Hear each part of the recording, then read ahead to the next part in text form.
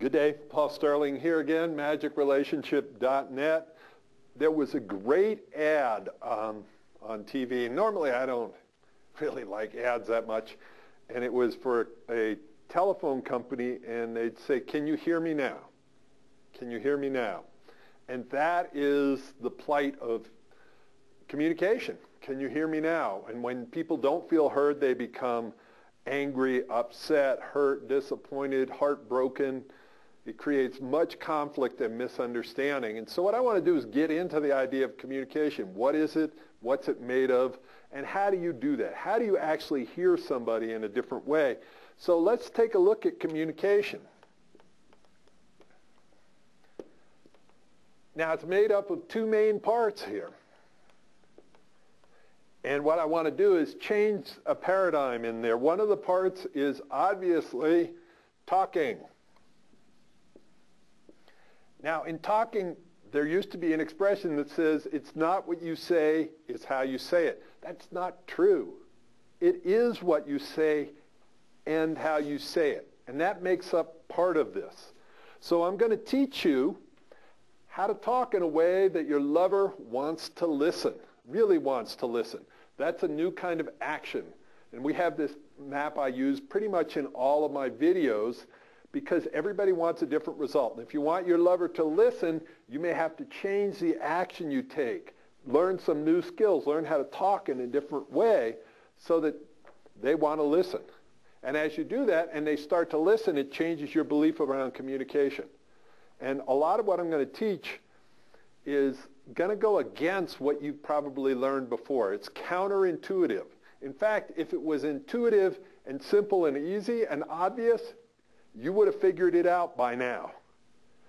I know it took me years and a lot of experimenting and traveling around the country to learn with some of the best communicators in the world to figure this out. So part of it is being able to talk in a way that your lover wants to listen.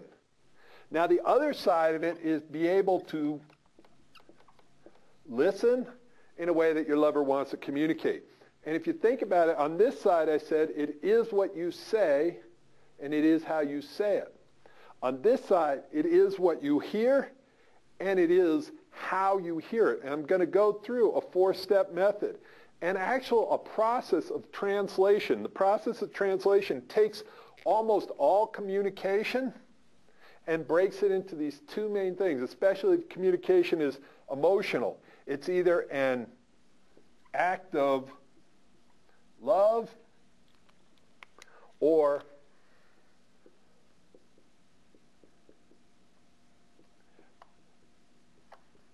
a cry for help.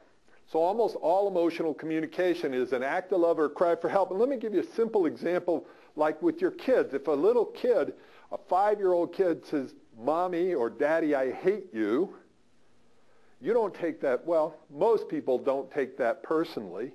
They know it's what? It's a cry for help. Maybe it's, "I'm hungry, I'm thirsty, I'm tired, I'm cranky." So if you learn how to translate almost all communication into either an act of love or a cry for help, it changes the way you communicate, and it totally transforms the results and the amount of intimacy that you have in your life. So it's learning how to talk in a way that they want to listen and in listening in a way that they want to talk. I'm going to take you over to the other board here.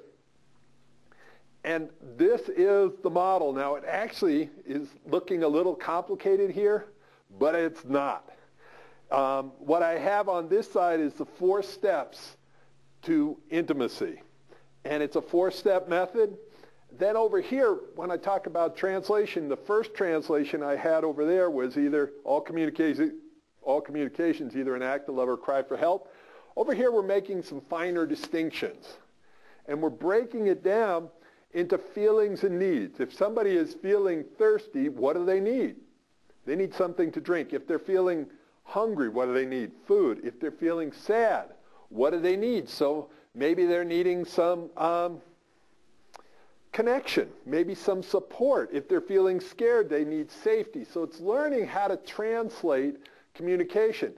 Your lover comes home late and they've had a tough day at work and they're cranky and angry and come in the house yelling, And you could take it personally, or you could go, honey, I'm wondering if you're feeling pretty tired and frustrated and maybe hopeless, and you're needing some empathy and understanding.